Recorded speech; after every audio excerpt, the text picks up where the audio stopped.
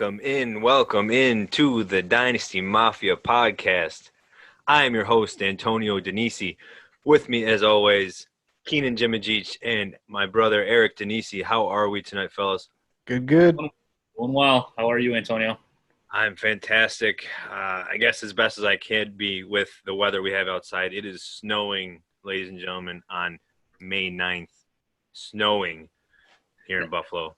Yeah, it's coming down bad. It's the whole. The whole East Coast. Yeah, obviously the whole Northeast, right? Well, where we're currently located. So yeah, don't do that Buffalo crap. Only Buffalo crap. If you're not stuck in that snow, well, we're pretty jealous.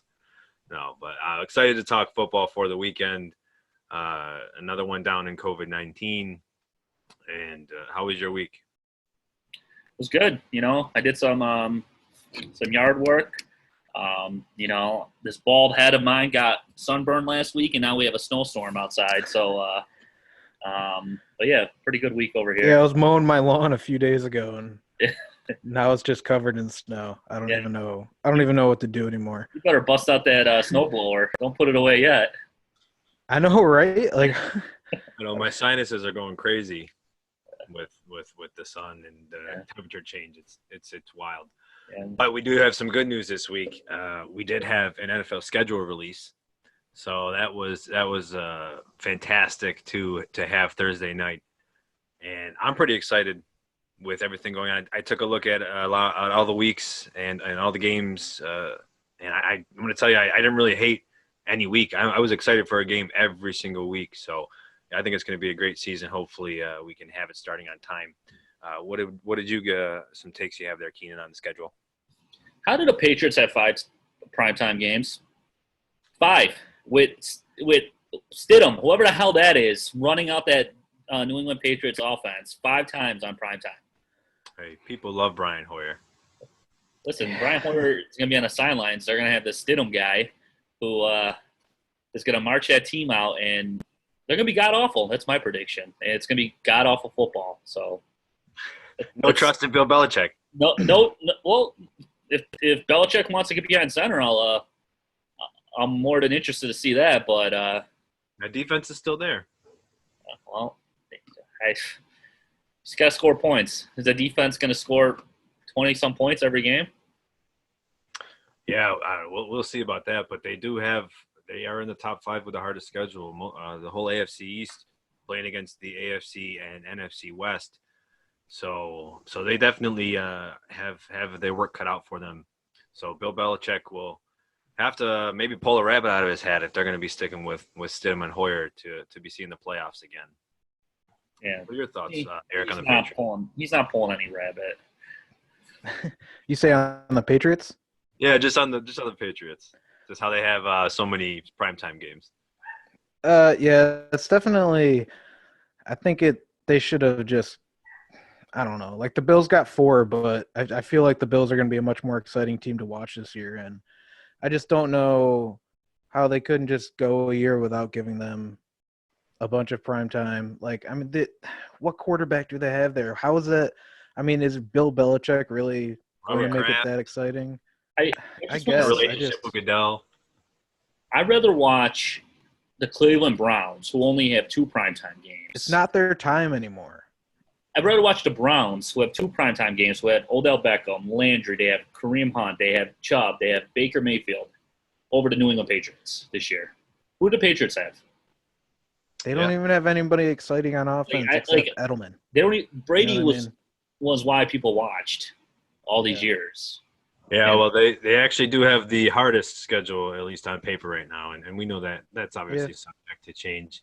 But I guess just going years with, just being lucky to get 1 primetime game. Yeah. As a Bills fan, it's like finally our time, and we still don't even have more than them. It's like they had to get that 1 extra one on top. I was like, come on. Yeah. Yeah, I think it's going to be. Like you said, really interesting how the rest of the offseason unfolds and how we're gonna be able to hopefully start the season on time. Speaking of Brady, though, did you see right off the bat it's going to be Buccaneers versus Saints? Could be a nice little classic there. one of the last showdowns between two of the greatest of all time. That's really true. Yeah, then both aging quarterbacks over 40, so that can be surprise. Breeze whoops them. Breeze whoops them. Yeah, so it's only going to be they play each other twice. I mean, that's the thing I kind of noticed. It's kind of going a little off topic, but how these are going to be the last few years of seeing some of these greatest of all times. Breeze, Brady, Rivers, and it's just even Aaron Rodgers is on probably his last couple of years here going. Big Ben, like these guys are going to be gone, and it's going to feel weird almost. But I'm just going to try and enjoy watching them one last time. Or not one last time, but Breeze one last time. There's a big changing of the guard. Last year. Yeah, big changing of the guard with the quarterback position, and we have seen some young quarterbacks coming up, and hopefully have some more coming through with a lot of hype next year with Lawrence and Fields, and the hype of this year with Tua and Burrow and Herbert. Yeah, I gotta say, a couple of years ago, like I was a little worried about these guys retiring and what the landscape was going to look like. But then you got Mahomes, Lamar Jackson, Josh Allen even is an up and coming guy. You got Carson Wentz. You got all these guys. They're just Deshaun Watson. Yeah, Deshaun Watson. There's a lot of very good guys. Even Dak. He's 26 years old. The problem is we're going from legends to very good quarterbacks. So we'll see if these guys can. That Mahomes is going to be a legend. Well, we'll see. Probably the only one on that list. The only one, yeah. That's worth. That man is going to have a career, a very good one at that. He already has. Yeah, well, we'll probably dive a little more deeper into the schedule later in the month or in June. So let's transition just a little more news and notes around the NFL. Just something quick here. Kirk Cousins was mentioning to Dak Prescott, don't be afraid of the franchise tag.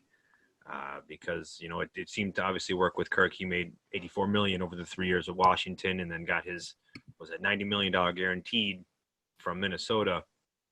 I think Dak, it was $29 million they had him originally at with the tag, and then when they redid it based on the new salaries, I think it jumped him up to 35. So we can get that double checked too. But that's something that I'm sure Dak enjoyed. But if that's only going to jump every year, is it smarter for the Cowboys maybe to tag him for another year or two, especially with how the contracts are working on offense that Eric will talk about? But maybe it's better to just tag him the next 2 years instead of giving him a large $40 million to $45 million a year contract that he's looking for with that large cap hit. What do you think, Eric? Yeah, I don't know. I mean, at first I thought, before we hopped on here, I thought, they made a very bad move and they should have signed Dak to that long-term deal. But the way you've been telling me, I don't know. I'm kind of iffy, but I don't know. Obviously they didn't plan on going into the draft knowing they were going to get CeeDee Lamb, and that was a big surprise to them. But I think I guess they just got stuck in a weird situation because of that. Because if they knew they were going to get him, they obviously probably would have never signed Amari to a long-term deal. You know what I mean? But it feels like Jerry Jones isn't sold on Dak. If this was Tony Romo gets paid. I just feel like there's something going on there where he's not willing to throw this money. We all know Jerry Jones. He throws money whenever he feels like he needs to. Something is going on there where even when Tony Romo's last year in Dallas, I remember, the whole thing is Romo going to take over or the spot, and Jerry Jones kind of, pushing an envelope there, trying to get Romo back in, but they stuck with Prescott. I just feel like he's not sold on Prescott, and that's why he hasn't paid him. I think Jerry Jones went into this year. He's like, here's $31 million, which Antonio, you were correct for the year. And if you prove that you're one of the top 5 quarterbacks in the league, we'll pay you. We'll even give you an extra weapon to make sure to see if you're actually good. And that's why I think I think they did it the right way. I'm not a Dak believer. I don't think he's top 10. Well, I'll say top 5. I don't want to go crazy. And I think by franchising him, it makes Dak prove that he's one of the best quarterbacks in the league. Yeah, and it was $66 million that Kirk made over the 2 years of being franchised, and then he got the 3-year, $84 million fully guaranteed. But Dak's got one playoff win, which is more than Kirk has, and Kirk got that money, at least for what the market was at the time. And I'm not too high on Dak myself, at least right now. I think this is that big year for him that Jerry wants and he. But he also had that relationship with Tony Romo that was definitely not what him and Dak have just yet. But that's what I'm saying. There's something there that and if the Cowboys made the playoffs this past year, Dak gets paid. I think I agree with that. Absolutely. I think everyone's gonna see it was more Jason Garrett. I don't think he was a good head coach. He's a good offensive coordinator, sure, but I don't think he should have been there as long as he was. Their coach good. I think McCarthy, he's had success. Yeah, you know what I mean? With one of the best quarterbacks ever played a game. Which there's been a lot of talks that he was one of the people that helped shape Rodgers' throw and improve his game. That's another conversation. But what I was gonna say is I think Dak did make the leap though. They had one of the best passing offenses in the league. He threw for 4,900 yards, 30 touchdowns. That was 1,000 more yards than he's thrown any other year in his career, I believe. And they had a good offense. It's just they just couldn't win the games. I don't know. Like I said, I don't think Jason Garrett was a great coach. I think their offense is fantastic, and they just added CeeDee Lamb. I don't know how this kid can't even have a better year than he had last year. I don't know. I'm a big Dak guy. I like him a lot. I think he made the leap. $40 million is obviously a lot of money, so it makes sense as to why they're being cautious. But it's very hard to find a quarterback that in this league that can do what he's done. And not that he's done anything amazing, but he showed he can be one of the top passers in the league. And, that doesn't come around often. I think they need to sign this guy to a long-term deal. I think it needs to be number one priority. Jones, or the owner of the Cowboys, Jerry Jones, he said on Thursday during NFL release that he's not worried about the long-term deal with Dak. He's more worried about building the team around Dak. So I guess that's another thing. I don't know. I don't want to put all the blame on him for them not winning more playoff games and not being more successful. Because he's still young. Like I said, he's only 26 years old. That's still very young, And he just had a career year. They added CeeDee Lamb, and I think they're going to be one of the best offenses. I think they're going to be a top 5 offense, easily. And they got Zeke there. Their offensive line is still good. Better be if he wants to get paid at the end of the year.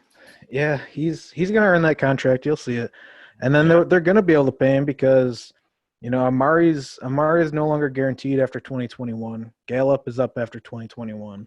So really, these next 2 years are going to be their year to just go insane and have a crazy offense. They're going to have 3 of the top 20 wide receivers in the league, 25 maybe, depending on how you want to put it. But I think CeeDee Lamb is going to be absolutely great. So that's why I say that. But yeah, they're going to be fun to watch the next 2 years. It'll be very interesting to see how they sort out this wide receiver situation after 2021, though. I think you see probably Amari leave. To be honest, he's going to be making so much money. They're going to have CD and Gallup there still. And with McCarthy, it'll be great to see what he does with the new systems he's talking about implementing, especially using Kellen Moore. So speaking of another quarterback on a 1-year deal, Phillip Rivers has a 1-year contract with Indianapolis and has apparently decided on his next career path post-football. The 38-year-old quarterback will take over as the head football coach at St. Michael Catholic High School in Fairhope, Alabama, pending retirement. So once he's done with the NFL, that's where he's going, over to Fairhope, Alabama. And he said it's a special day for me and my family during his press conference on Friday. And he said he had two childhood dreams. One was to play in the NFL, and now he's going into his 17th season. And the other was to be a high school football coach like his dad was. And now he's able to live both of those out, end quote. So happy for Philip Rivers, but does this mean he's done after 2020? I think so. I think we all know Philip Rivers is a family man. He has like 200 kids, and I think this is in his next step. He's following his father's footsteps, who was a high school coach, and I think that's one of his in the quote. He also mentioned that he wants to coach high school ball just like his father did. So I think this is his way of following his father's footsteps, but also giving back to his children, who also I'm assuming are involved in football.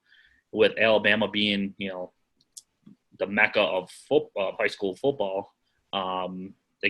That gives those kids a chance to develop in a great football state. But yeah, I think he's done. I think he's probably fatigued from what he had to deal with in San Diego and with the move to LA. He wants to probably have some time with his family, and what better way than spend some time with his sons playing ball and coaching them. But what does that current coach is thinking right now of the high school? I think he was in plans to retire as well. Oh, was he? All right. I could have saw that somewhere else. Yeah. I gotta say, I don't know if he's necessarily going to be done after this year. It's all going to depend on how they do, obviously, but if his plan really was to just play one more year and be done, why not just retire and retire a Charger and just be done with it? Why move to a whole new city? Why change teams, do all that just to play 1 year? I think he truly thinks this guy, he's one of the biggest competitors in the league. He loves to play football. He's having fun 24/7 all the time when he's on the field. I think and he loves to play football. He loves to compete, and I truly believe he thinks this team can compete. If he wanted to play after this year, I think he would have signed more than a 1 year deal. I think going to the Colts, I think he sees that the Colts as that one position away from being in the AFC Championship game, possibly. And now with Tom Brady out of the picture in the AFC, I think he sees this as an opportunity for him to make that final push to get to that Super Bowl. Absolutely. And I obviously Frank Reich being there, I'm sure, is a big thing. He's familiar with the system. And I think he's going to like that offensive line there, I think, a little bit. How far is Indy from Alabama? Do we have that handy? Probably like 10 hours. Yeah. But he moved to Florida too, so that's he's everywhere. He's all posting up. He's a big nomad. Mr. Worldwide, they call him. So with we're gonna move on. We're gonna move on to a new segment we're bringing in called the Mafia Market. And what the Mafia Market is, it's going to be our weekend review of trades that we've made throughout our leagues, the three of us. A majority of these are 10-team leagues, but we'll make sure that we specify. But the ones we're going to talk about today are a couple 10-team leagues. So, Keeney, why don't you start us off with the trade you made, especially during our our rookie drafts? Yeah. Well, as a great GM that I am, I had the fourth pick, and I had either Dobbins or Akers to select from. But, I only had 3 picks in the draft. I only had 2. I had the 1-4 and a 5th round pick. And so I talked to some of the general managers to see if they were willing to trade and who were they going to take. Were they going to take a wide receiver or running back? So I ended up trading Dobbins for an extra second and taking Akers at 1.7. The way I see it is I think Akers and Dobbins, you can flip a coin. Who's going to be the better running back? And then with that second round pick, I was able to take my future quarterback in Tua. So I was very, very happy to be able to get Tua by almost for free, by just swapping Dobbins for Akers. I ended up actually drafting Dobbins and then trading Dobbins, 12 hours later because I had a deal in place with one of the general managers. If Akers wasn't there, I think I would have kept Dobbins and I would have not ended up taking Tua in the second round. That's true. So I like that trade for you. I mean, like you said, I think it gives you some other depth with some more picks and with the talent that was there and you were comfortable with it. And I don't blame you for it. We've been talking about these rookies that they're all kind of interchangeable. And I kind of did something really similar too in mine earlier this week. During our startup, I drafted Jerry Jeudy. I started with the 105 and 107, and I wanted making some maneuvers. And at 107 and 108, I drafted CeeDee Lamb and Jerry Jeudy. So I wound up acquiring a few more later picks as well, the 304 especially. So I traded Jerry Jeudy in the 304 for Calvin Ridley.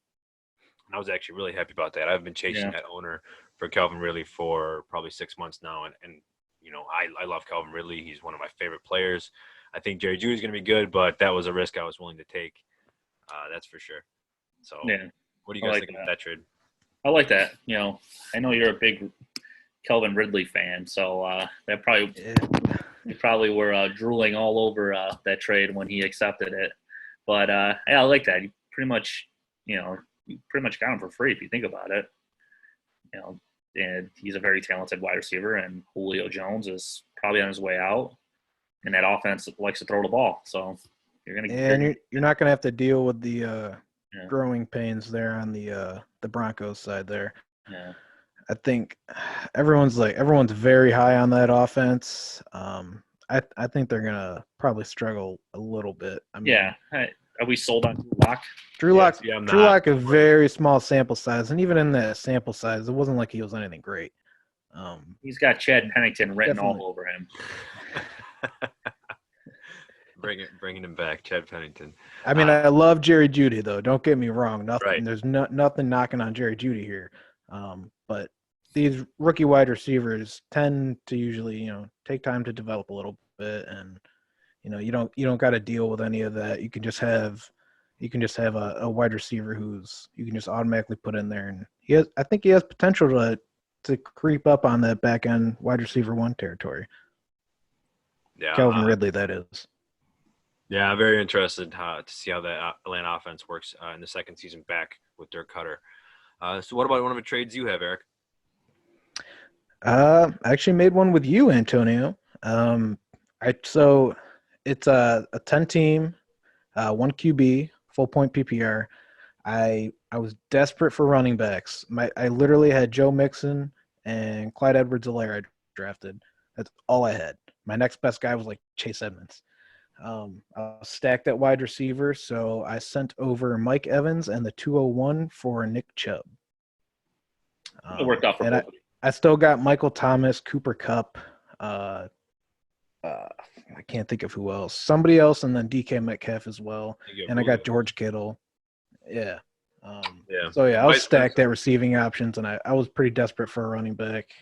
Wow, the price dropped there for Nick Chubb, huh, Antonio? Well, vice versa. Just like Eric was strong at wide receiver. Mike Evans is great.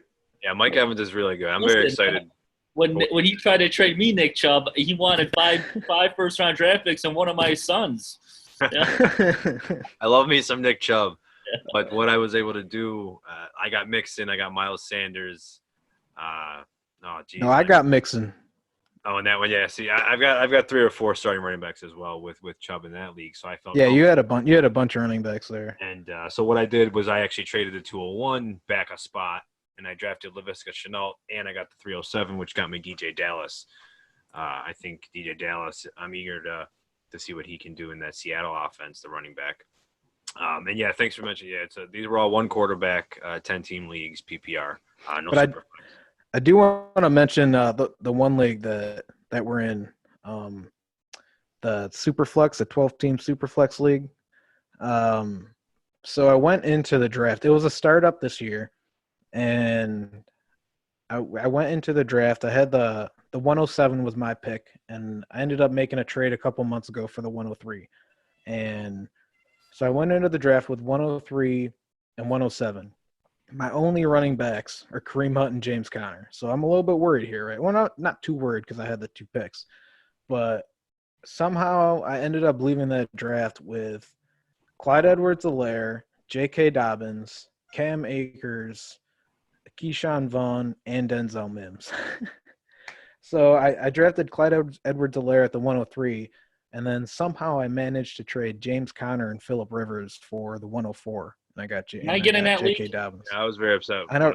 The craziest thing, it sounds like I sent so many offers for this pick for the past 2 months, and he didn't bite on anything. And then the draft's up, and that's what he took. So I was like, okay, sure, whatever.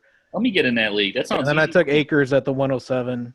I traded Kareem Hunt for the 202, and I drafted Vaughn. Wow. And then I traded Robbie Anderson and Corey Davis for the 206 and got Mims. Wow. So yeah, people were working that draft. He was able to move his players like hotcakes for these picks. Yeah. I couldn't even track it at all. I was very envious of him. I was going hard. But another big note that you got that everyone can kind of see is trading down. A big thing with this year with how much depth there is. There's been a lot of people that just want to keep moving down, but if everybody wants to, nobody can move up, or nobody will move up. So yeah, it's always sometimes about timing as well. And I think, Keenan, you have one more trade for us? Well, I was going to talk about a trade between Eric. Are you the Woken in Anthony's league? Is that your team name? Yep. That was a good trade for you, I think. Or why don't you explain to us why'd you give up Rodgers and Austin Hooper for a second? For the 206. Oh, yeah, okay. Yeah. So I definitely probably over. It's not a tight end premium. It's not a tight end premium at all. Break down that trade for it, Eric. I will. All right. So this is what I was thinking. It wasn't a tight end premium. It was Austin Hooper, Aaron Rodgers for the 206. For the 206, yeah. Sorry, just to be clear to everybody. And I drafted Keyshawn Vaughn. That was another league where I was just desperate for running backs.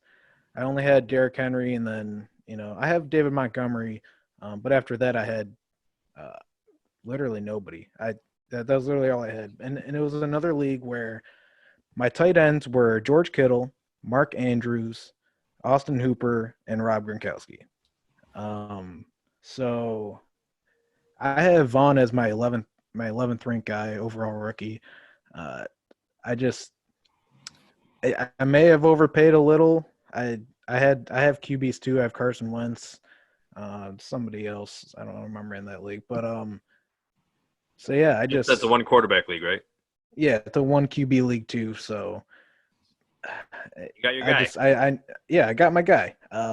I made the move. It didn't really hurt me at tight end because I wasn't even going to be playing Austin Hooper anyways. I'm pretty stacked at wide receiver too. So yeah, it was one of those situations where I had the assets to make the move and I wanted to get my guy. The person knew that was my guy and he made me overpay, and I knew he was going to get taken the pick after, and I knew I couldn't get that pick. So I had to overpay to get my guy. I had no problem with it, actually. I just wanted you to explain it. I think it worked out perfect for you. Yeah. Why don't you tell them why? Why don't you tell them about the trade you made? Yeah, well, when I made this trade, everyone jumped down my throat. Especially you, Eric. But I traded for a 3rd round pick. 306, I think it was. And I traded why am I drawing a blank right now, Antonio? Zach Ertz. There it is. Zach Ertz for 306. And everyone's like, what? You traded Zach Ertz, one of the best tight ends in the league, for 306? Well, the way I see it is I think Zach Ertz is done in Philadelphia. They got Goddard, who's an upcoming tight end, and Zach Ertz is turning 30 years old at the end of the year. So I wanted to trade him now before he becomes untradeable, if that makes any sense. Yeah, you want to be 1 year early instead of 1 year late. Yeah, exactly. So who did you draft, Keenan? I drafted Cole Kmet. I think I drafted another tight end who I think is going to be great in the league. Maybe not this year, maybe not next year, but I'll sit on him. He had a great year in Notre Dame, a great couple of years in Notre Dame. I watched a few games, and the guy was unbelievable in the middle of the field. He reminded me a lot of Rob Gronkowski in the middle of the field. So, yeah, maybe I gave up a little too much. Maybe I could have asked for a little bit more, but I wanted to get my guy because I know a little birdie told me that the pick after me, Antonio, was going to take Cole Kmet. So, yeah, I wonder who that was right behind you. Yeah. So, but I was happy with it. People question me, but the way I see it is I don't want to have another Todd Gurley on my hands, where you can't trade him. You can, but you're not going to get value for him that you would want for a Todd Gurley. Yeah, I thought you could have got a little more in that, but in the end, I did understand the pick, especially if you think you're going to get a Gronk type player. Yeah. With the way you're seeing that, so. But yeah, the damn Bears need to start cutting some of those tight ends, though. They have like 20 of them, and I don't know what the hell they're doing. They actually have 11. And that's my only big concern there with this year coming up. But 20% of their roster is tight ends. Yeah, I don't know what the hell they're doing there. So that's going to end our Mafia Market segment, and we're also going to move over then to our Mafia Mock Draft, the first official one here for episode 2. And we're going to be doing our 12-team startup Dynasty Mock Draft. It's going to be a 1 quarterback league, 2 running back, 2 wide receiver, 1 tight end, 2 flex. We're not going to worry about the kickers and defense. They are, kickers are still people, but not today. So we're going to run a snake draft, and it's going to be, as I mentioned, 12-team league. So we put out a poll earlier this week on what position people would like to draft between 1 to 3, 4 to 6, 7 to 9, or 10 to 12, and we were going to pick the range that won, which wound up being 10 to 12. So we're actually going to go with pick 10 today, and we're going to do this through our Fantasy Pros mock draft. So we're going to get this going here. What do you how do you guys feel about pick 10? What's running through your head right now, Keenan? Any strategy specific? I'm a little scared with pick 10, honestly. I don't think after the top, 8, 9 guys go, are we going to get a good pick there, a good value pick? I'd like, if I'm this late in the draft, I'd like to go last, just so I could grab, so I could have the first choice in the second round of players that I'd want.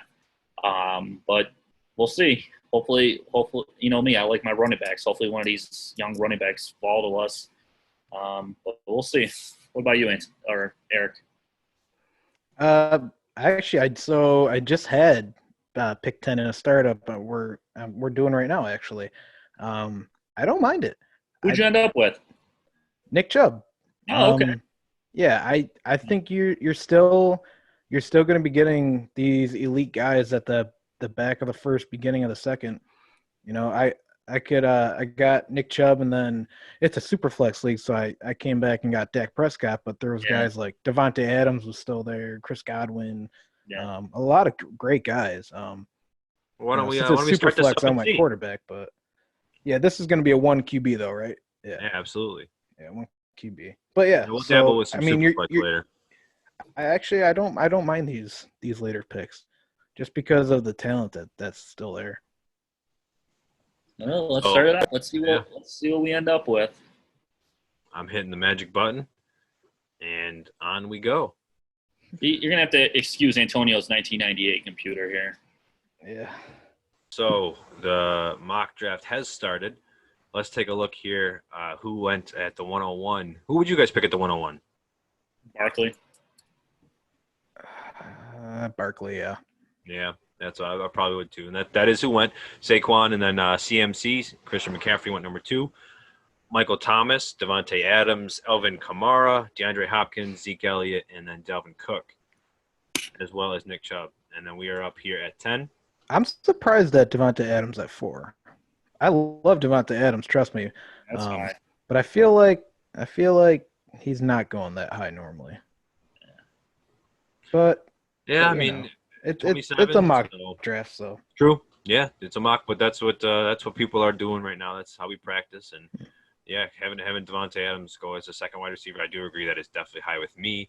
That leaves at least the person I would like to select still up for us at 10. I know who you want. Yeah, Tyreek Hill. Tyreek Hill. Tyreek Hill. That's my guy too. I'm actually. Well, who's left here?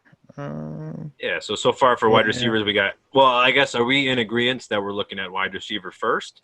I mean, there was six running backs did go off the board. I love running backs, but I think even with the wide receivers that are available right now, I think that's where your value is with Tyreek Hill, Chris Godwin, and Mike Evans and Juju Smith-Schuster. I think we're looking there where the best running back available is Joe Mixon, and I'm thinking we might be able to get him on the way back, hopefully.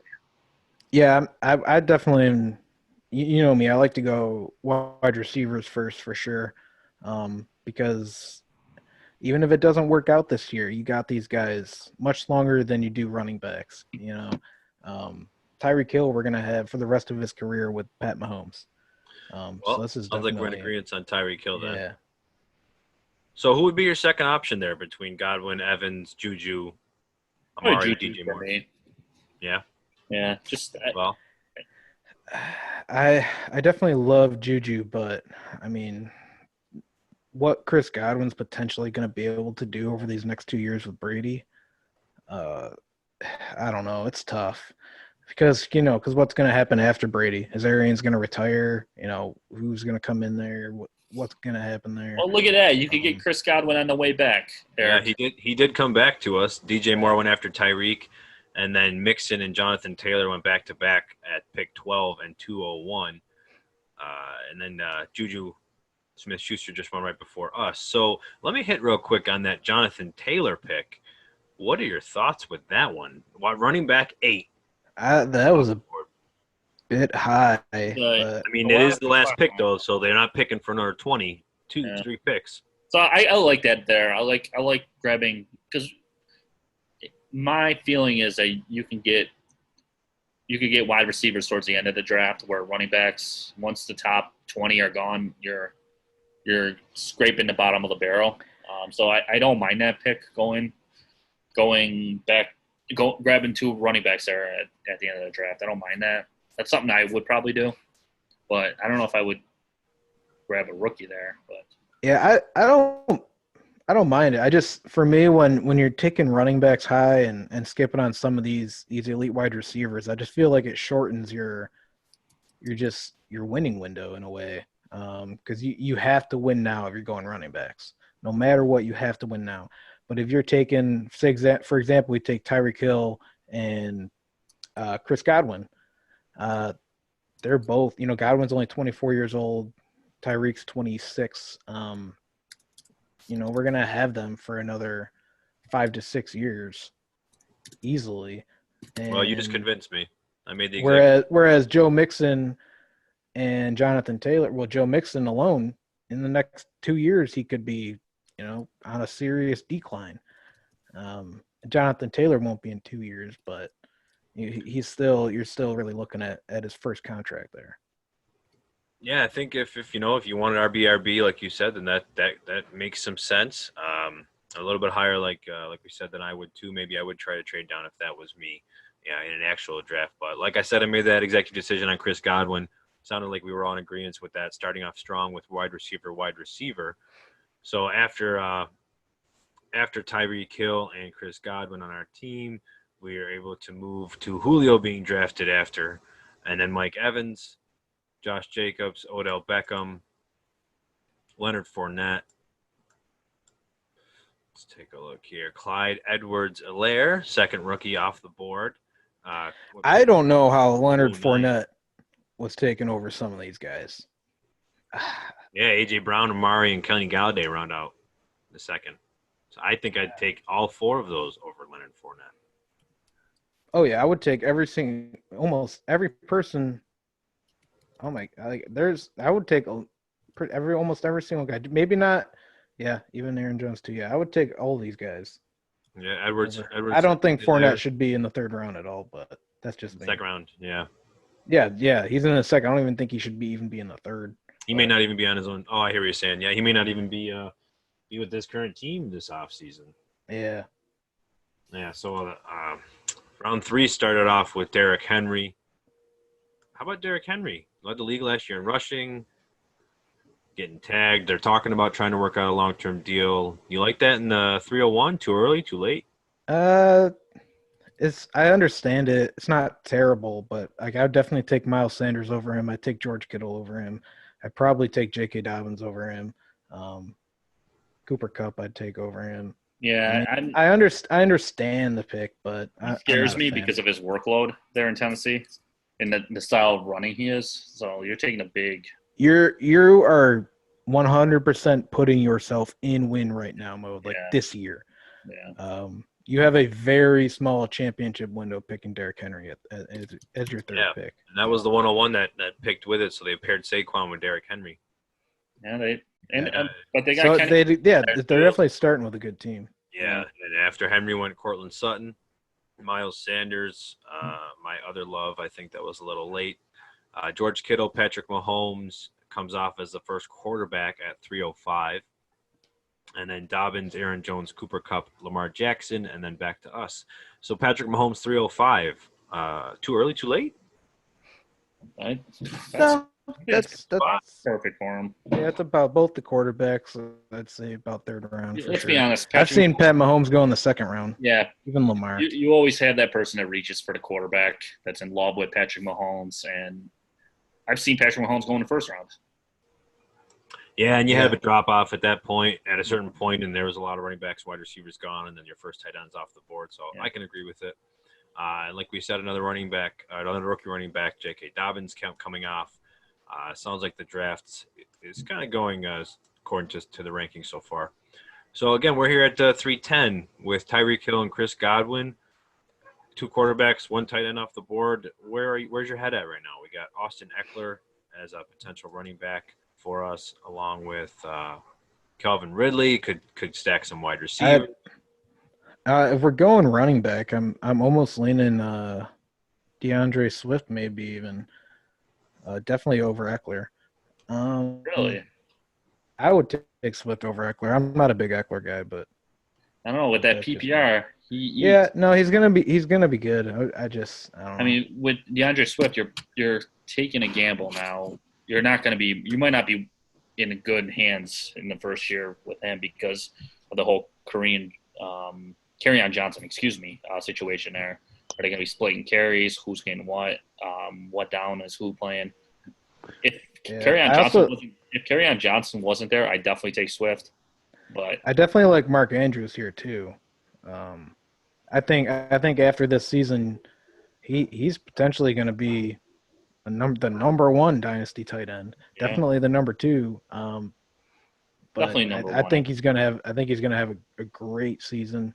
What about Kenyon Drake? Overall great career. You know, I think that Arizona really likes Drake. I think he's going to wind up doing better than I'm going to, expect him to. I'm just not that high yet. Maybe as the offseason progresses, that could change. When I statted him out, he definitely had more points than I expected as well.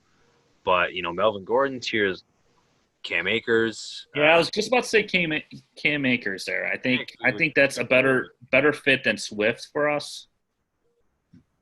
I think. Yeah. I was gonna say him or Akers, one of those guys. I would take them both over Eckler. Yeah, well, maybe that's what we'll do, and I think we're in agreement that we're going to want to go running back. Yeah, and we have another pick coming up anyway, so why don't we do that? So we're going to go Cam Akers, and we're going to see maybe how this plays out next. So 311. Let's see who comes off here. 311 went Todd Gurley, then Allen Robinson, Stephon Diggs back-to-back. And coming back would be Le'Veon Bell. And here we are again. So nobody really got drafted that I was too concerned about in between. I would almost go. Personally, me. I mean, you guys can make the pick, but I would go Swift or Andrews here. I think I don't mind. I think I still like a lot of wide receivers on the board. Is there somebody? Yeah. So who are you thinking, Antonio? Who would you go? I like to be honest, I'm thinking Andrews. I'm thinking Ridley or Swift, because I mean I would just love to run. Wide receivers are, to me, they have that longer longevity and more value in Dynasty.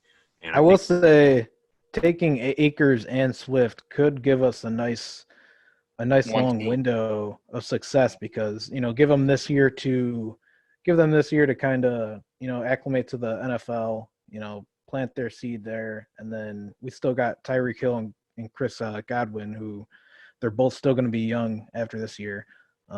Right when Akers and Swift are starting to take off, and we're going to have a very good team. I say next year, potentially this year too.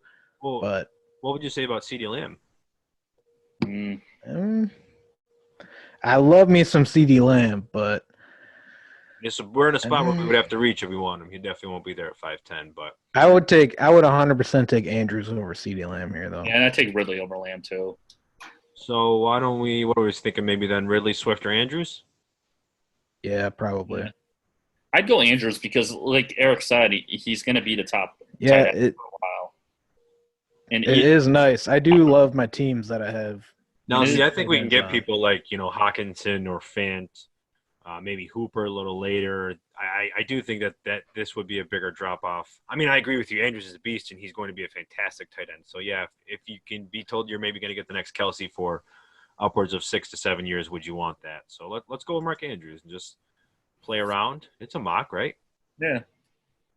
Let's see what happens. So, I mean, I'm not going to lie. I'm crying on the inside passing on Calvin Ridley, but we'll make it work. Travis Kelce went right after Mark Andrews.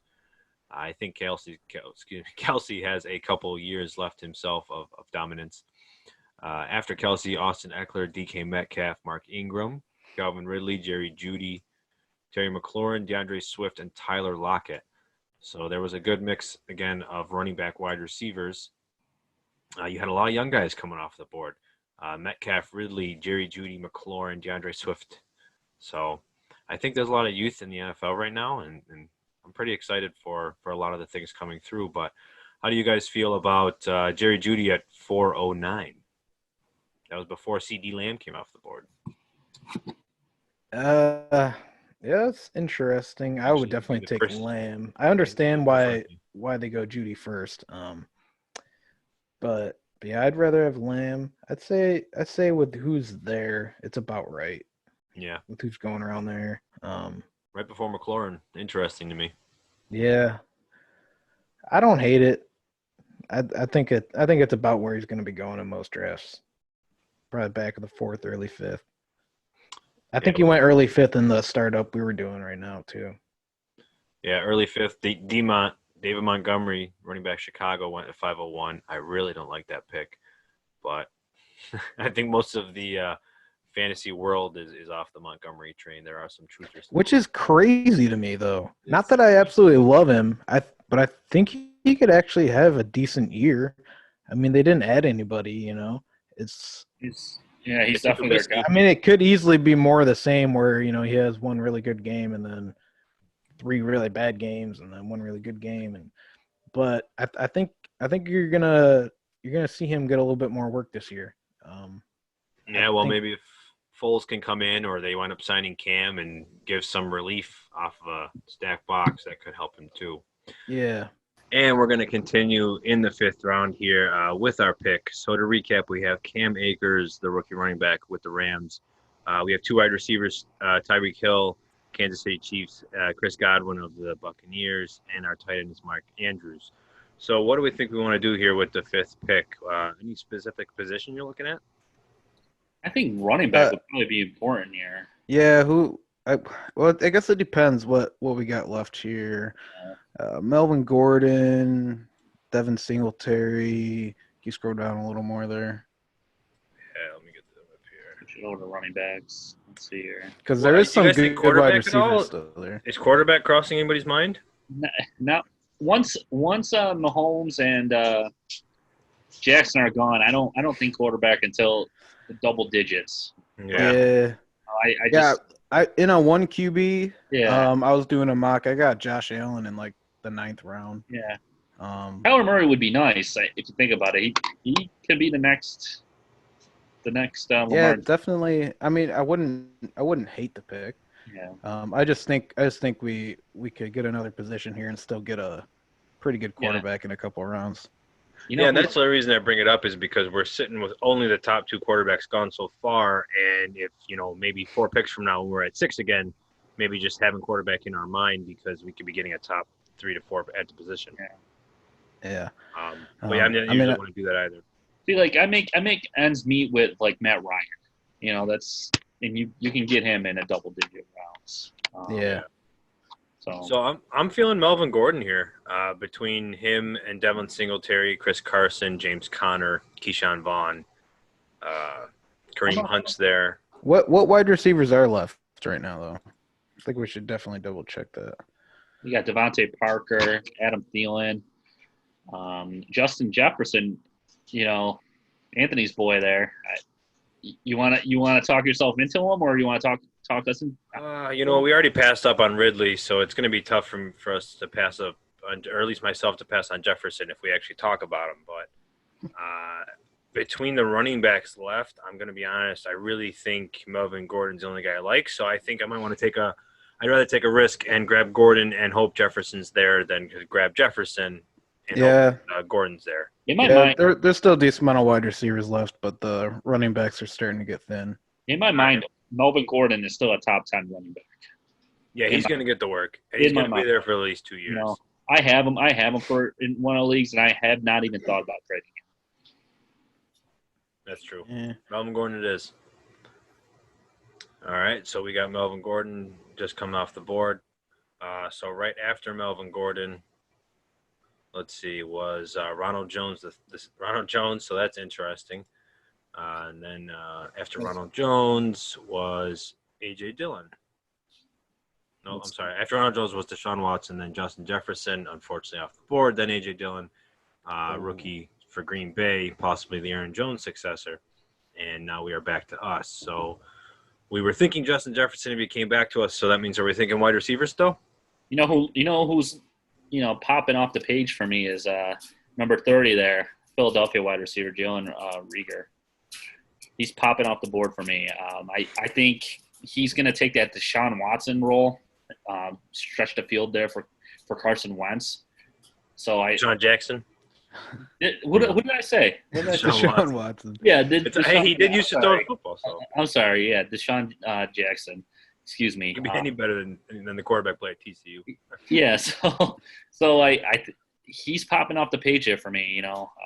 Did we draft a rookie wide receiver? We do like Hollywood there too. Yeah, I was gonna say Reagor and Marquise Brown are the two I think I'm looking at here, and both similar skill sets. One's got Wentz, one's got Lamar Jackson. I wouldn't be upset with either one here.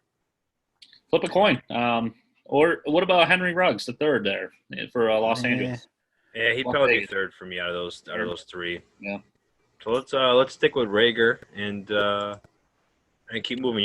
Philadelphia will probably throw the ball more than Baltimore, and Reagor is going to be the one. Even though we already have Mark Andrews too, do we want to tie ourselves to an offense that might not throw the ball as much and having both the wide receiver and tight end? Yeah, that's a good point. True. Excuse me.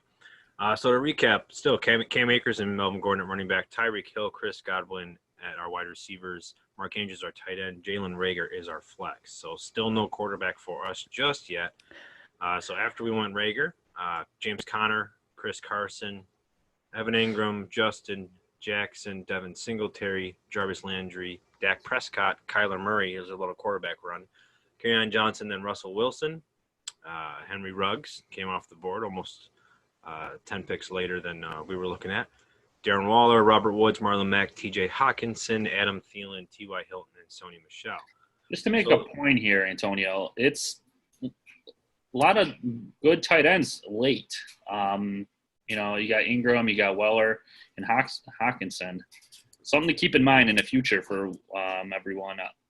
We did reach there we didn't reach, but we took probably a top 2 tight end there. why can't I think of his name right now? It's Mark Andrews. Yeah, and that's the thing is, if we like we were saying when we were making the pick, if we feel like he's going to be Travis Kelce, then maybe you should grab him if you're going to but for just the next 6 or for 7 folks years. to think about that, if they miss on absolutely. Andrews, there's definitely a couple years ago, I remember there's like 2-3 tight ends that you had to get, or you were just scraping out bottom of the barrel. I feel like the depth in the tight end position has developed over the last few years. Yeah, it's gotten a lot better. And Noah Fant's still on the board. Austin Hooper's still on the board. Yeah. There's definitely some good guys. Hayden Hurst can be a little deeper. I'm just taking a mental note for our fantasy league that's going to start up later tonight. Yeah, I do like for our pick here though. We were considering Hollywood at the last pick. He's there. Yeah. I like him. What do you guys think of Devontae Parker though? I'm a big fan of Tua, so I think that they could create a nice connection together. The problem is he's 4 years older than a couple other guys. Well, then Hollywood, and then older than a couple other options that we have here.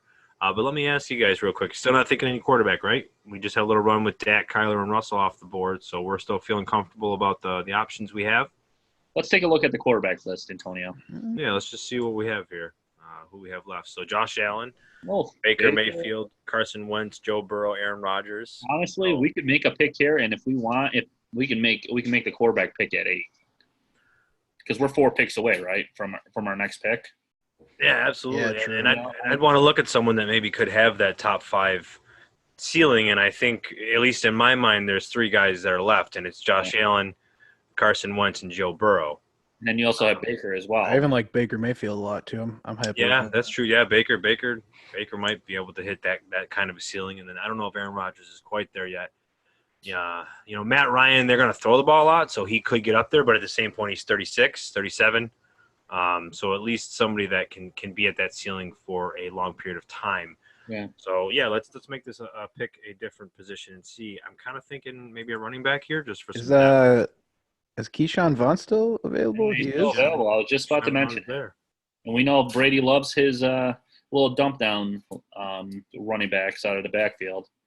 And they just lost. I'd say if we went running back here, we could even potentially, if Hollywood or Devontae Parker is still there at the next pick, even go one of them. And I still think we're going to get a pretty good quarterback even at our 9th pick there. Yeah, I'll dabble with that all day. Yeah, me too.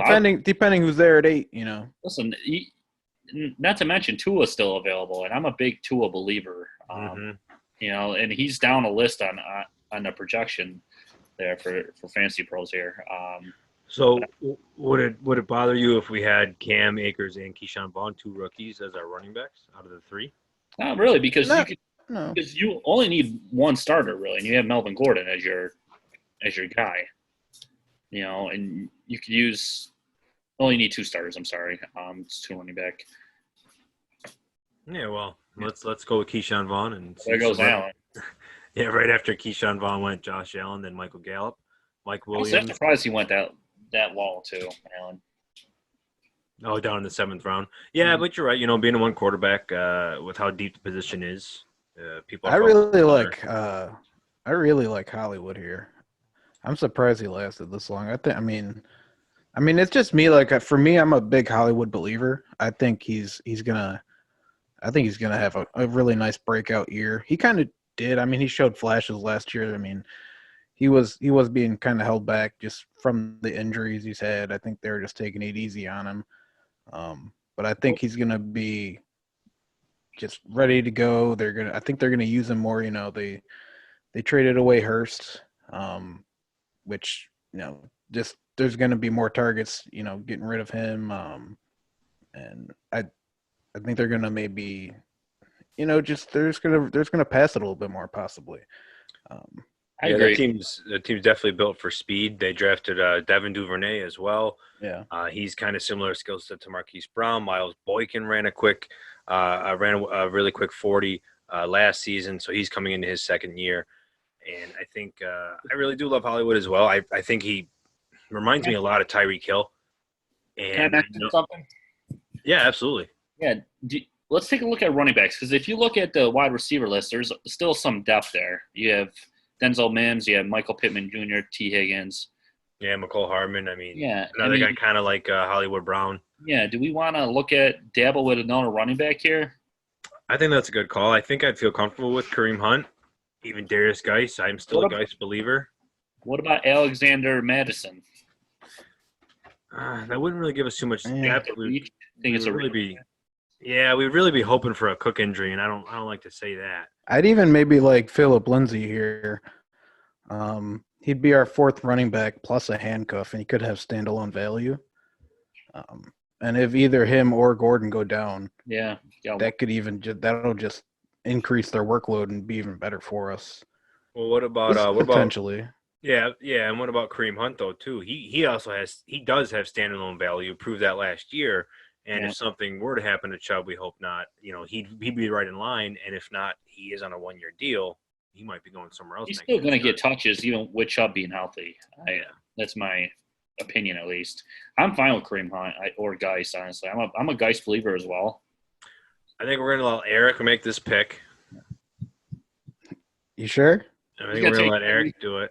He's a big Terry Cohen fan. Terry Cohen. Yeah, I think you're right, actually, because if Lindsay or Gordon go down, sure, we have a better running back. However, if Chubb were to go down, we have a top 5 running back potentially. You're also looking at short term by if one of them go down. It's dynasty. Long term, Hunt's probably got a better outlook than Lindsay. Yeah, let's go Hunt. All right, let's see what quarterback's on the board. I'm a little nervous here, guys. Well, right before we drafted Kareem Hunt, Anthony McFarland, running back that Pittsburgh drafted in the 4th round, I believe, was drafted. What do you guys think about him? Do you think he's threatening James Conner? Yeah, absolutely. I mean, not as much as everyone might think, right off the bat at least, but I mean, I don't think the Steelers are going to be looking to re-sign Conner to a long-term deal. Yeah. So they're definitely going to be giving this guy a shot. Just like Le'Veon Bell, they weren't interested in paying him. They brought in Conner, who no one heard of him, and he had a great year. Who's to say that they're not going to do that again and let Conner walk at the end of the year? So absolutely, he definitely is threatening Conner. But I mean, Snell's still there too. So I'm not saying like Philip, I'm not saying McFarland is the only threat either. So I mean, I'm not like super excited about him, but he definitely has potential there. I think we've seen what we can see from Snell from last season. He's kind of jag, just a guy, at least in my opinion. And Jalen Samuels, they've used a lot more in the passing game than the run game, so I think they'll keep that moving. I think Conner talent-wise is very, very good. I think he does. I think he's got to prove it. It's just the injuries, Absolutely. If he could stay on the field, stay healthy, and perform well, he definitely could look into maybe getting tagged or getting some money. So another person that maybe has a little injury history going for them, Darius Geis. Not to say injury prone, but injury history. What do you think he can do this year? He's got to prove it on the field, Antonio. He hasn't been able to stay on the field. That's the problem. But I do like him. If you have him if you're in a dynasty league, I recommend buying low on him. And there's a risk reward there for him if he can stay healthy. I believe if he stays healthy, he's on the field. I believe he produces fantasy wise. What's the earliest pick? Actually, I got this. Would you take a 208 or Darius Geis? Would I take 208? Sorry, rookie draft, and for like a rookie 208. I'd take 208. I think. Is it a super flex league or just one? Just regular. He just can't stand the field for me, and that's with this draft. I'd take 208. Draft. There's so much talent in the second round. I mean, we've all talked about it. Where you? Yeah, I got Vaughn at like 206 in a draft. So I mean, he's potential. I'd easily take Vaughn over Geis. Yeah. But see, that's the thing with me. I don't think he's injury prone. I just think he's had Bad luck. He had those injuries. He had the But bad luck. And he's he so even talented. had the problems in college though I know. too. It's definitely lingering, and I know what I'm putting myself through potentially by still being a truther, but I still think he's young enough. Did you make that trade? No, I didn't. I just kind of thinking one off the top of my head. That's kind of where I'd value him, is maybe a late second. Yeah, I don't know with this draft. Like I said, this draft has a lot of talent. Maybe a late third, I would say. Not bad. So after Geis was another run of quarterbacks: Carson Wentz, Baker Mayfield, Gardner Minshew, then Damian Williams, Aaron Rodgers, Raheem Mostert, Michael Pittman, rookie for Indianapolis, wide receiver. Then Tevin Coleman, and to start round 9, Alexander Madison, Devontae Parker, Tony Pollard, Rashad Penny, Darrell Henderson, A.J. Green, Will Fuller, Phillip Lindsay, and Brandon Cooks. So I'm a little nervous about that running back position now. That puts us at pick 9, or 9-10. Sorry, not pick 9, round 9. Go to the wide receivers quick if you could. Yeah, let's take a look who we got here at wide receiver. Let's recap our team real quick here. So Cam Akers, Melvin Gordon for our running backs, Tyreek Hill and Chris Godwin as our wide receivers, Mark Andrews, our tight end. Our flex spots are Jalen Reagor, wide receiver for Philly, Keyshawn Vaughn, running back for Tampa Bay, and our bench is Kareem Hunt, running back for Cleveland. So we're sitting here with 4 running backs, 3 wide receivers, and a tight end. So Kirk, we still have Hollywood on the board. I think this is a smash on either Hollywood or Darius Slayton. Yeah, I think Brown is definitely it because we've talked about Brown for the last 4 rounds. That's true. And the fact that he's still there. I'm excited about that pick. That in the 9th round, he has such a high ceiling, so much potential. Yeah, he only played on 60% of the snaps. I don't even know if he hit that much. Yeah, on most of the games, especially with the like you mentioned. I don't know why people are so low on him. I mean, it was his rookie year. He was still recovering kind of from that injury. You know, they like you said, he only played 60% of snaps or however much it was. And if he's full go playing, you know, majority of the snaps and he's their number 1 guy, I think he's going to have a big year. I think some people worry that maybe the draft picks or just the team focus in general, that maybe that's the most he'll receive or that kind of a workload. But, I mean, like you said, if he does get on the field a lot more, it's only natural he should receive more targets and produce even better. I don't know if it's the boom or bust people can be afraid of, but I think over time, though, they're going to – I mean, obviously Lamar Jackson running is a huge part of his game, but – eventually, they're gonna not want their quarterback running that much. Eventually, he's gonna end up on a stretcher if he runs that much. Yeah, I mean he's quick enough to miss, you know, make guys miss constantly now. But you know, he's gonna catch running that much. Eventually, you're gonna get hit. And the only way they're gonna keep him from running less is by upping their pass game. And I think that's what they're gonna try and do. We'll see. Yeah, we'll see. So after Hollywood, our Hollywood pick was Chase Edmonds, Brian Edwards, and then Kristen Kirk starting round 10, Adrian Peterson, and here we are at pick 3 of round 10. Look at the quarterbacks. I'm nervous. Really? I was going to say I might be thinking about a wide receiver again. So Joe Burrow. Oh, that kind of changes my mind a little bit, but Tua's still there. That's a smash on Burrow, I think. You think so? Yeah, then you can – you know, we can get like a veteran down the line to, you know, just in case Burrow struggles in Jimmy G or Kirk Cousins there. But I think wide receiver, I think we're pretty set on wide receiver if you think about it. You need to fill that quarterback position before it's too late, or you're going to end up having Ryan Tannehill as your starter. Well, all right, let's see here. So Joe Burrow, huh? How about you, Eric? Joe Burrow? We'll let Keenan we'll let Keenan make this pick. Joe Burrow it is. Do I have to go grab the jersey? No, you're good. Joe Burrow it is. I'm so happy he made it this far. I am too. I'm actually kind of surprised myself, but you know, a lot of quarterbacks have gone. A lot of skill players have been going off the board for this one. There's someone reaching for him in the 3rd, 4th, 5th round. Yeah. So there's after Joe Burrow, N'Keal Harry, Robbie Anderson, Justice Hill, O.J. Howard, Hunter Henry, Tariq Cohen, Matt Breida, McCole Hardman, Marvin Jones, and to start round 11, Austin Hooper, Noah Fant, Dallas Goedert, a little tight end run. Zach Moss, rookie running back for Buffalo. Sterling Shepard, Laviska Shenault, Mike Gesicki, David Njoku, Latavius Murray, and here we are in the 11th round. Are you sad about the Moss pick? I saw you hovering around that for a little bit. I was looking at Moss coming back around for us when we were over with Burrow, but I would still want Burrow over Moss. I was just hoping he would maybe hit back to us because he's another person that maybe could excel due to an injury or just maybe have that own standalone value because the team runs the ball so much over in Buffalo. Yeah. Also, kind of to the point from earlier, this is rounds 10 and 11, and there's 4 to 5 potential top 10 tight ends that just went. Yeah, it's just keep. I hope our listeners are taking notes on that.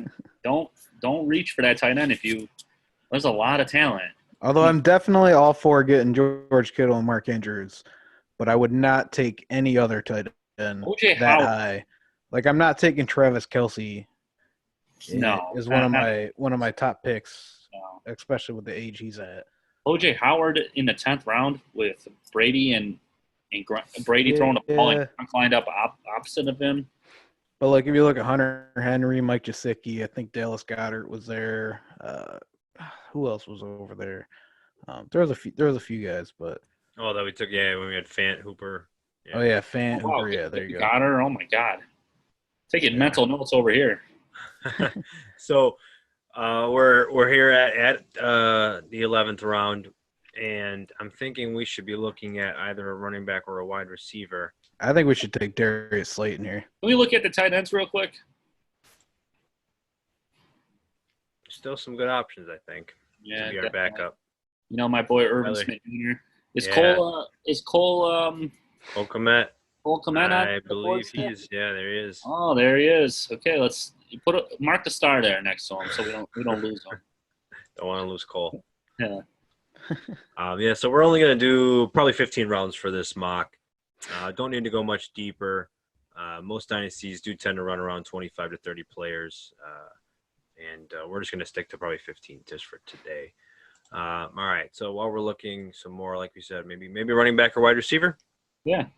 How about any thoughts in maybe Damian Harris, the running back with New England? Didn't get any action last year in the field. Not right now. I don't think. I think there's so many other guys with a lot more upside. How about Raquel Armstead if Fournette's looking to be maybe out of Jacksonville? That's interesting. Now that is interesting. It's interesting, but I don't think he's a special talent. Whereas you got a guy like Darius Slayton on the board who had a pretty good year last year, and he's still. They didn't even add any wide receivers. I don't believe the Giants. So you'd want to get Slayton over Denzel Mims and T. Higgins? Yeah, I would take Slayton over them too. But I mean, what do you guys? How about you make the pick, Antonio? You haven't made a pick in a while here. I'll make the next one. I like the Darius Slayton pick. I think Daniel Jones and him had some chemistry, though. Golden Tate wasn't on the field too much last year. At least what was that? About 4 or 5 games he missed. So, be interesting to see what Slayton can do again in the next season. So after that was Chris Herndon, Irv Smith, Antonio Gibson, and then Kenny Bell. You know my love with Irv Smith. I do. Irv Smith does have I think a good bright future ahead of him. Just have to wait till Kyle Rudolph gets out of the way. Maybe one more year. So here at pick 12, I'm going to take a look. I still think I want to go running back. I think Damian Harris being on the board still might be a good pick compared with Raquel Armstead. I'm not too high on either of them being able to perform necessarily for 2020 either. But Raquel Armstead, if Fournette's gone, he's got a very clear path to a lot of carries. And I think that's something that's tough for me to pass up. But who's the starter in New England right now? They still have Sony. It's still Sony. Is it Sony? You think, or is it just a bunch of running backs thrown in, and whoever Belichick picks out of a hat that week gets the touches? Oh, that's what it could be too. Yeah, but you're going with the unknown with Damian Harris and Raquel. Jordan Howard, I don't think is gonna. I think he's gonna have a pretty decent year. He's not going to be a long-term option necessarily, but yeah, he'll probably be the nice 1-2, and then Breida can come in for the third. Yeah.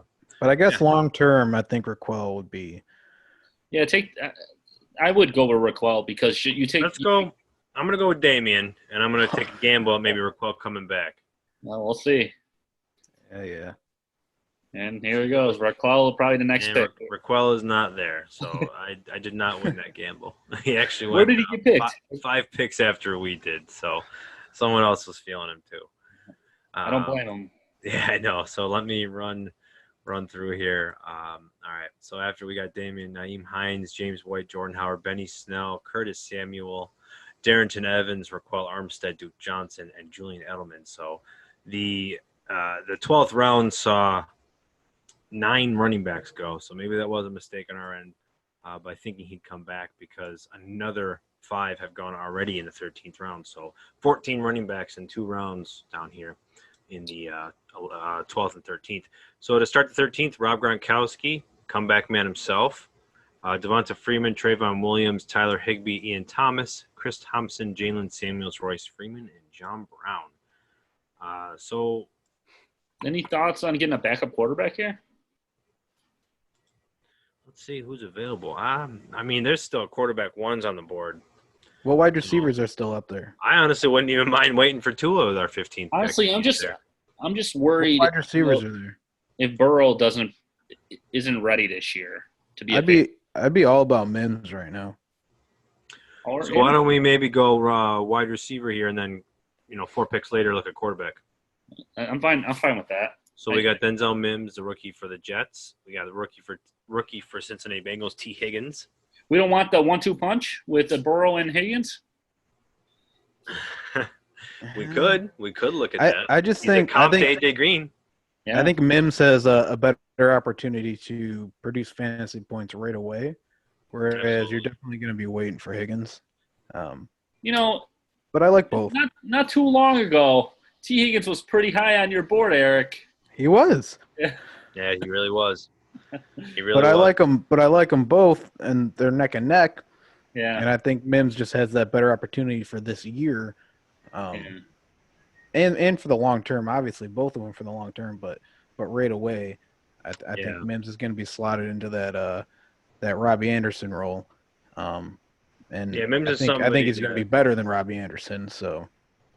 Ooh, that's a lot there. Whoa! What did he just say? Let me write that down. For fantasy, at least. So we want him going with Mims. Right after that is his teammate Ryan Griffin, the tight end for the Jets. Then Joshua Kelly, and to start round 14, DJ Dallas, the rookie for Seattle, and then JJ Arcega-Whiteside. So here we are now. Tua might still be on the board in round 15 for our final pick of this mock if we wanted to try and take another. Yeah, or even Darnold, or even Darnold. I mean, that's Drew Lock. You want to go quarterback here? No, maybe not quarterback. But I would say maybe running back or another tight end. Hayden Hurst is there. Yeah, maybe I would take Hayden Hurst. I'm surprised he made it. What about our boy from Buffalo, Dawson Knox? I think Dawson. Do you think he's there a couple rounds later? I think Hayden Hurst is actually. But Dawson Knox will not get the targets that Hayden Hurst should be seeing, especially. Yeah, I do believe Hayden Hurst is going to see a decent amount of targets. He may not be Austin Hooper, but he's going to be getting targets there. He's the guy they traded for after letting Hooper go. Yeah, it's not like they're not going to use him, What'd you say? What did they give up for him again? I think it was a second rounder. Yeah. Second rounder? Wow. Which is what they wound up, I think, using on Dobbins. Yeah, and Baltimore drafted him before they drafted our boy, huh? Mark Andrews, yeah. Yeah, Mark Andrews. Yeah, it's funny. We're going to have Mark Andrews and Hayden Hurst. Yeah. But I think he's a solid backup and a guy we can potentially throw in our flex. Yeah, absolutely. We're going to go with Hayden during other weeks. I love that. And then I think we definitely would be going Tua, but it seems like I did only put 14 rounds on this as opposed to 15. So Tua was not picked to go through the 14th round, but we definitely would be going. Oh, I lied. He was. He did wind up getting picked. That was a little laggy on me. So we're going to stick with just the 14th round. Yeah. And let's do a little recap here of our team. So our quarterback is Joe Burrow, the rookie for the Bengals, #1 overall pick. Our running backs are Cam Akers and Melvin Gordon. Wide receiver Tyreek Hill, Chris Godwin. Our tight end is Mark Andrews. Our 2 flex spots, Jalen Reagor and Keyshawn Vaughn. And I'll run through our bench that we have of Kareem Hunt, Marquise Brown, Darius Slayton, Damian Harris, Denzel Mims, and Hayden Hurst. So, Eric, quick look here. What's popping out at you? I actually like it a lot. We're not necessarily the strongest at running back, I don't think. We could be, depending on what Akers and Vaughn become. Yeah. But, I mean, obviously Melvin Gordon's still good, but, how good is he going to be there? I still like our running back core, though, but I think we're very strong at wide receiver, especially our bench. Hollywood Brown, Darius Slayton, Denzel Mims, Hayden Hurst as our backup tight end to Mark Andrews. Receiving wise, I think we have a very strong squad. Yeah, I agree. Like you said, we have that depth at that wide receiver position, and we could always move one of those guys to get a running back if need be. Oh yeah, I feel like we could easily make a trade with this roster too. The question I got is: this is a very, very, very young team. Is there going to be enough leadership in the locker room? I was also just thinking there's a lot of youth, and we definitely have. We don't have a floor in my mind. We don't have a floor, so we could go pretty south with this, but we definitely could hit a ceiling. So I'm excited. We got Tyreek Hill and Melvin Gordon as our room leaders. I don't know. This team legitimately could light it up, though. It could, yeah. I definitely like what you said there. How we don't have much of a floor, but we have a pretty high ceiling if all these guys end up hitting. But even if they don't all hit, I think we have a good chance to hit on at least a few of these guys. Yeah, absolutely. Yeah, well, I think this was a really good first mock. I think doing about a 14, 15 rounds is pretty good. You don't need to go too much farther than that. So I'm gonna wrap it up with that. I think the mock went well. I think the youth definitely showing. We'll see how our future mocks go for the rest of the non-point scoring season. That's going to wrap up all the segments that we have today. Is there anything else that either of you want to say for the show, for the fans? Just thank you for listening pretty much. And make sure you follow us on Twitter and Facebook. And don't be afraid to tweet at us either. Yeah. Send us DMs. Even send us our separate Twitter DMs. We'll get in there. We'll respond to you guys. Answer any questions you have. Yeah. Tell us what you we're love. excited. We're excited to talk to you. And yeah, we're just excited to be talking fantasy football. It's an exciting time right now. A lot of drafts going on. And yeah, thank you for listening. And let's see what the future brings here. Yeah, you could DM us and tell us how much you love me and how much you hate Eric and Antonio. Hey. Yeah, it's nice to have episode 2 here. I'm glad we're more than just a one-hit wonder. Again, I'll echo what you guys said. I appreciate all you listeners. And yeah, if you do have questions, feel free to tweet at us. Please rate, review, subscribe, like. You can find us on Twitter at Dynasty Mafia _FF. You can find myself on Twitter at Antonio Denisi FF. Eric is at Eric D _FF, and Keenan is at Keenan _716. That's going to wrap up the show for today. And till next time, everybody. So have a good one. Be safe, and Mafia out. Cheers. See you.